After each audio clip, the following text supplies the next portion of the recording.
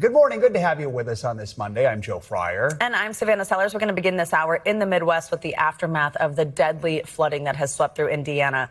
The water is finally starting to recede this morning after several days of torrential rain that brought intense flooding. Some parts of the states got hit with over 2 inches of rain per hour. As of last night, the state has seen 7 storm-related deaths. Hundreds more were forced to evacuate their homes as the rising waters ripped apart roads and bridges. Now the extent of the damage is starting to be revealed. NBC News correspondent Maggie Vespa on the ground again for us, this time in Indianapolis with the latest. Maggie, good morning. Hey, Joe, Savannah, good morning. So you can see there's still standing water. There's still flooding in this area. But I got to tell you, this has receded drastically overnight. Like where I'm standing right now, this was completely submerged just 12 hours ago. And all of that, of course, paving the way for a long cleanup process.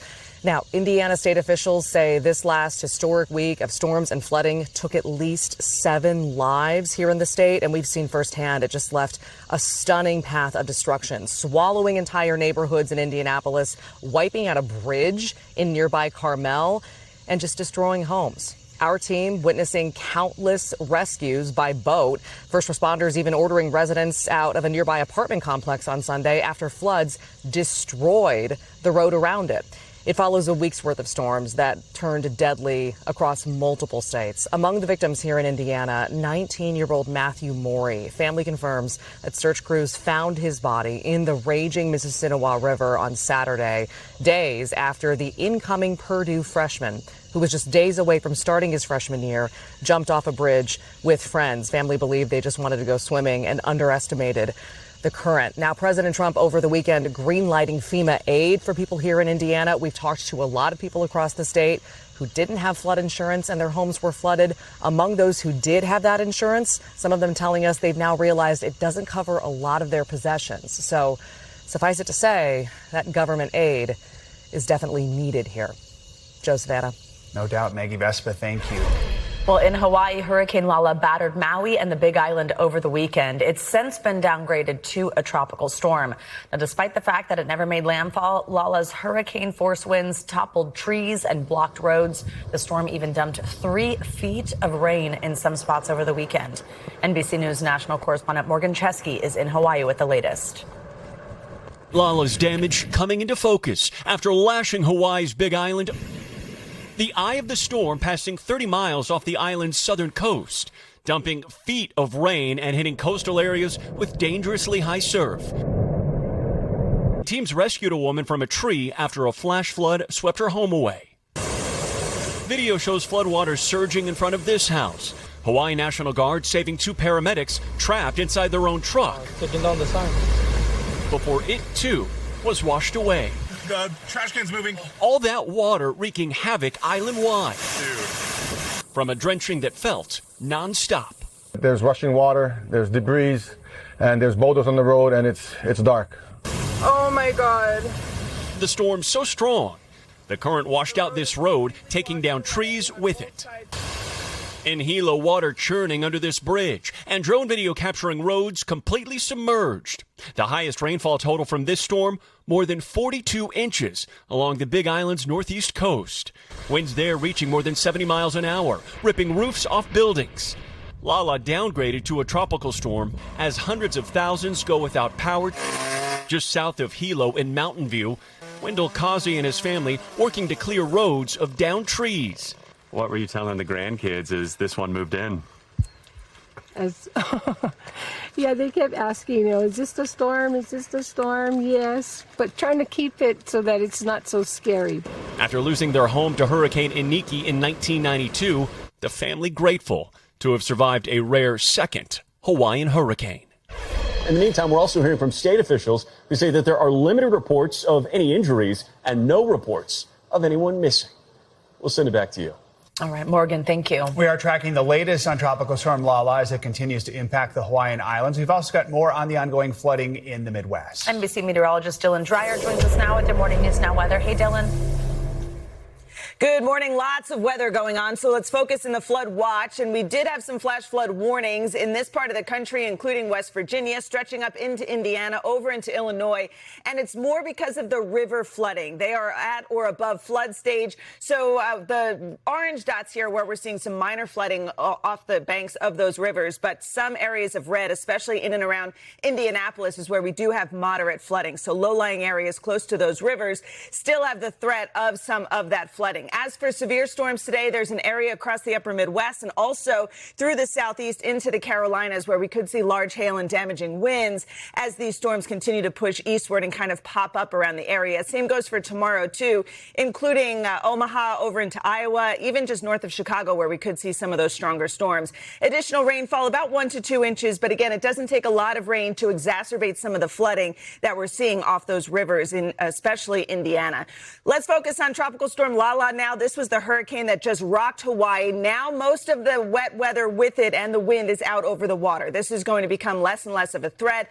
Even though it should re-strengthen into a Category 1 hurricane, it is no longer a threat to land. Heat is going to be a big story in the southwest, also in the southeast. Not just the heat, but the humidity too. Heat indices will be well above 100 degrees. Memphis will feel like 111 today. And this is going to continue, unfortunately, all week long. Atlanta's going to feel like 99 tomorrow. 110 is your feels like temperature in Pensacola. And here you go. We're looking at those triple-digit temperatures over in Waco, Baton Rouge, close to it. But when you factor in the humidity, this is what it's going to feel like. And that just takes you to Friday. This weekend, not a whole lot of relief with the heat and the humidity sticking around. Back to you. All right, Dylan, thank you so much. Well, now to some devastating news out of Hollywood.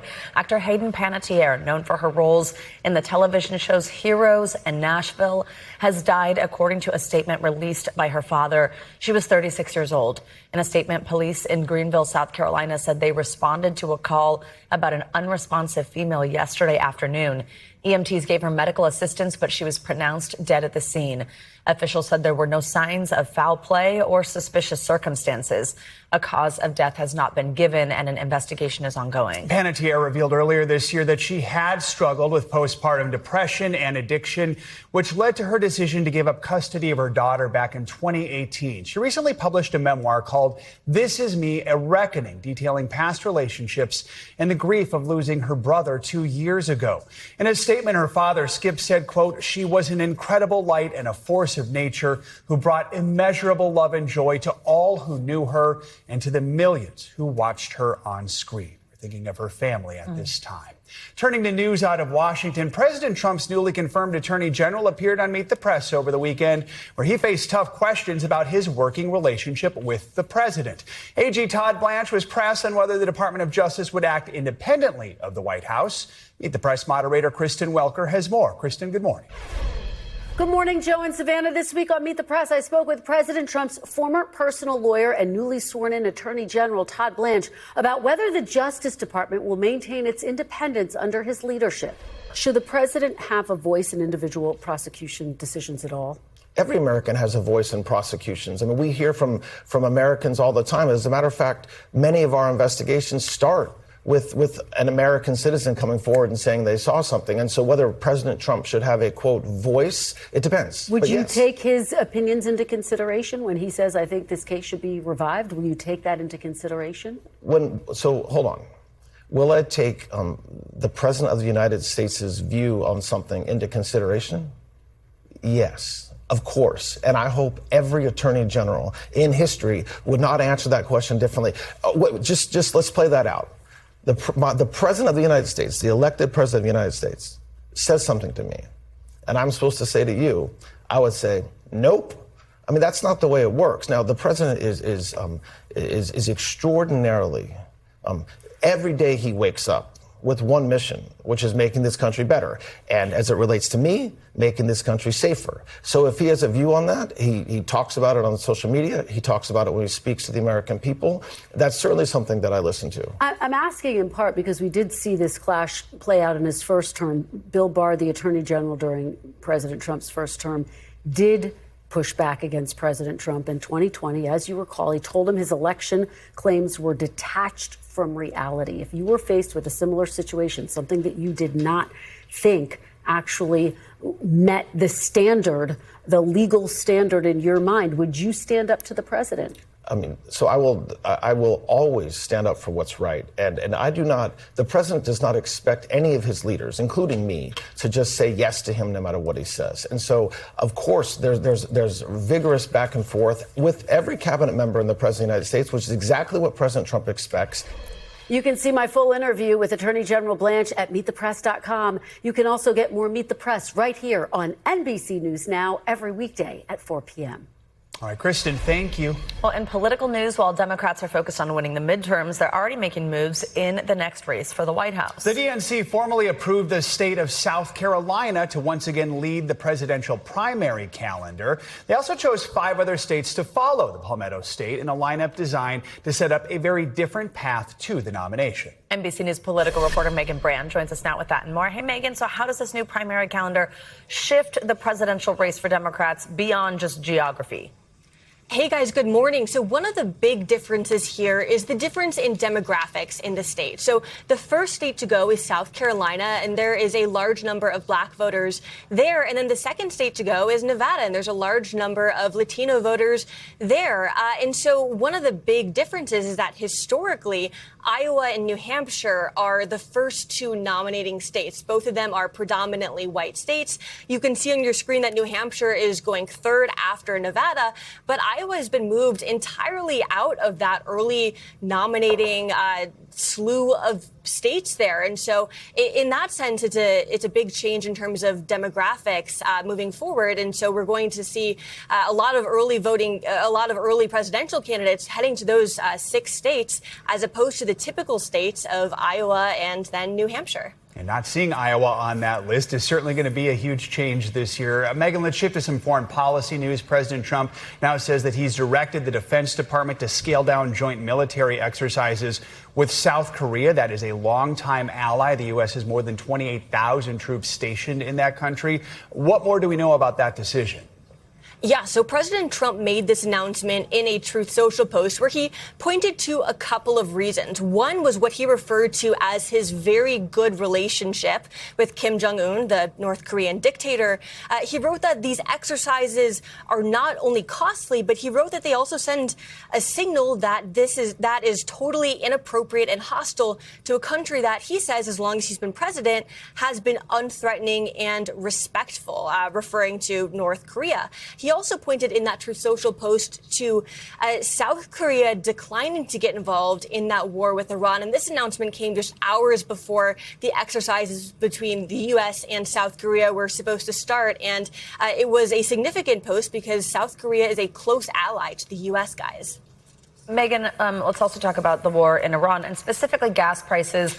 They are still, of course, higher than usual. The national average for a regular gallon of gas once again is back up over $4. That is more than $1 since the war began. But President Trump, he did comment on these prices over the weekend, something he's been asked about quite a bit. What's he saying now? Yeah, so he defended those gas prices, basically making the argument that it was a price to pay for what he referred to as he believed to be necessary U.S. military actions against Iran, saying again over the weekend that he believed that those U.S. military actions against Iran were necessary in order to prevent Iran from getting a nuclear weapon. So he made these comments during a speech in Long Island in New York over the weekend on Friday, actually. Take a listen to what he had to say. For you to pay a tiny little bit more for your gasoline, just remember you're doing it so that a very evil country cannot have a country. Really, it's the #1 state sponsor of terror in the world. We don't want to have them have a nuclear weapon. So remember that when you have to pay a little bit more, you're at $4. It's okay. I mean, it's I'll never apologize. I did the right thing. Now the national average gas price stands at $4.06. That is up from just under $3 when the war began. And Joe and Savannah, gas prices and the overall cost of living are consistently a top election issue, and the midterms are right around the corner now, guys. All right, Megan Brand, thank you so much. Staying with the war in Iran, the Pentagon is now pushing back against criticism from service members and their families about the living conditions on board U.S. Navy ships deployed in the Middle East. NBC's Julie Sirkin has the details. Concerns about another carrier ship in the Middle East, with U.S. Naval Forces Central Command denying a new report of a supply crisis on the USS Boxer. A family member telling the left-leaning Midas Touch News that women have run out of feminine hygiene items, writing they were begging us to send products, but none got delivered. Navy CENTCOM calling the claim false, adding the ship is fully equipped and has had 2 major deliveries this month. A social media account for the ship posting these photos showing Marines and sailors distributing fresh deliveries, writing stocked, supplied, ready. It comes after service members on the USS Abraham Lincoln reported dealing with poor conditions, a longer than usual deployment, and low morale, according to their relatives. President Trump and the Pentagon dismissing it all. We know they're not. On Saturday, the U.S. Admiral overseeing the war effort visited the Lincoln, according to Central Command. Admiral Brad Cooper on board the ship as it prepares to make the journey home. The USS George Washington to be deployed in its place. Senator Ruben Gallegos says he communicated with the spouse of a service member on the Lincoln, who reports the issues are ongoing. She was sharing with me text messages that her husband was forwarding to her, as well as pictures. You're going to have problems with retention once people get back and families start meeting again. Key Senate Democrats are pressing the Pentagon for answers. In a new letter to Secretary Pete Hegseth, all 13 Democrats on the Armed Services Committee asking what led to food and water shortages, broken plumbing, and mental health crises severe enough that multiple sailors reportedly attempted to go overboard, and asking for a clear timeline for the crew's return. Julie Sirkin, NBC News. Well, here in New York, Luigi Mangione pleaded guilty in a federal court on Friday to stalking charges in the killing of United Healthcare CEO Brian Thompson. Going into detail for the first time, Mangione told the judge how he carried out a plot to kill Thompson while slamming the healthcare industry. Legal questions are now mounting about whether Mangione's state murder case will even proceed. Minutes after Friday's hearing wrapped up, Mangione's legal team filed a motion in state court to have his second-degree murder charge dismissed. They're arguing it's double jeopardy. Well, that outcome is far from clear. Prosecutors are promising to pursue the toughest sentence for Mangione. We have consistently pursued the maximum penalties under the law as necessary and just punishment for these crimes. The result achieved today now allows our office to seek the maximum penalty allowed, life imprisonment, which, as I've conveyed to Mr. Thompson's family, is what we intend to seek. NBC News legal analyst Danny Savalos joins us now to talk through all this. Danny, good morning. So let's start right there. That the crimes there, sentencing for those crimes is December 18th. And we just heard prosecutors, they're pushing for this life imprisonment. Is that a typical punishment for stalking charges in a case like this? Well, as you can imagine, life is the maximum term of imprisonment for this crime. And prosecutors can push for that and get it. And normally I would be telling you, look, the statutory maximum in a federal case is nowhere near what a first-time offender would get. But given Mangione's sentencing guidelines, they're already going to be up around 24 to 30 years. And really the next level after that is life. So it's going to be a close call no matter what. Whereas ordinarily, I wouldn't say it would even be close to life for a first-time offender. But there are a lot of aggravating factors. For example, the homicide involved jacks up the sentencing guidelines. So federal prosecutors really have an outside shot at life in this case. And I would be surprised if the judge wasn't thinking the same thing. Okay, now we have the state case. Mangione facing those second-degree murder charges in state court. The trial slated to start soon, September 8th. As we mentioned, his attorneys filed that motion to dismiss it on the grounds of double jeopardy. We've been talking about this. This might be the reason he was pursuing the plea deal for the federal case in the first place. But walk us through New York's double jeopardy provision. It's been described as expansive, as broad. Could it be this expansive that that state case essentially gets thrown out? Right. We're not talking about federal double jeopardy because it's long been the case that dual sovereigns, two kingdoms, the federal government and the state government, can prosecute crimes separately. So the federal double jeopardy clause is not even at play here. You're correct, Joe. It's New York's broader statutory double jeopardy protection, which says that there can be no subsequent prosecution for something arising from the same transaction. Now, even that has some gray area, and expect the DA to argue, hey, the stalking was the federal crime. That happened before the killing, although the stalking includes the killing as one of the elements. But the state crime was murder, and that happened in about 7 seconds on that fateful night. Therefore, Judge, these are different crimes, and New York's double jeopardy clause does not apply. Strangely enough, Luigi Mangioni's team has a really good shot on this front. Their other argument about the prosecutors colluding, that's not really going to fly. It's really going to be New York's state double jeopardy statute. And really ask yourself, is this the same transaction, the federal and the state case? So what would Mangioni's team need to prove to avoid the state trial? They would have to show that these two prosecutions, the first federal prosecution and the second state prosecution, arose from essentially the same transaction. And the case law is on their side. In other words, you can't take the same killing generally. This is what the courts have said in New York. You can't take one killing and extract from that two different kinds of prosecutions. Now, very interesting, Savannah. The reason Mangioni raced in surprised to plead in federal court is that had this happened in reverse, had the state case gone first and then the federal case, that New York state statute would have had no effect on a federal prosecution, because the federal government can say, I don't care what your New York statute is. We're the federal government. We do things our way. So for Mangioni, I mean, this was essentially a gamble. Let's say, for the sake of discussion, he does end up facing the state trial. He just confessed in federal court to the killing of Thompson. How does that complicate things? Can you keep the jury from even hearing about that confession? This is a massive, risky gambit, Joe. You are exactly right. Once you plead guilty, there is nothing more admissible against you, at least as to the same crime, essentially. So you're right. I mean, in many ways, Mangioni has totally foreclosed any shot, even if his New York trial goes to trial. That's why this is a risk. And you may say, well, what's it matter if he gets life in the federal case and whether or not the state trial goes forward? Well, that's the life of criminal defense. You chip away and good things happen. That's why I've been said a lot of favorable things about Mangioni's defense team. He will likely end up convicted in both cases, although he's got a good shot at getting some of the charges, the top charges in the New York state case, dismissed. But Mangioni will probably spend most of the rest of his life, if not his whole life, in prison. And this defense team still did a really good job. All right, Danny Savalos, thank you. We thank you for watching. And remember, stay updated on breaking news and top stories on the NBC News app or watch live on our YouTube channel.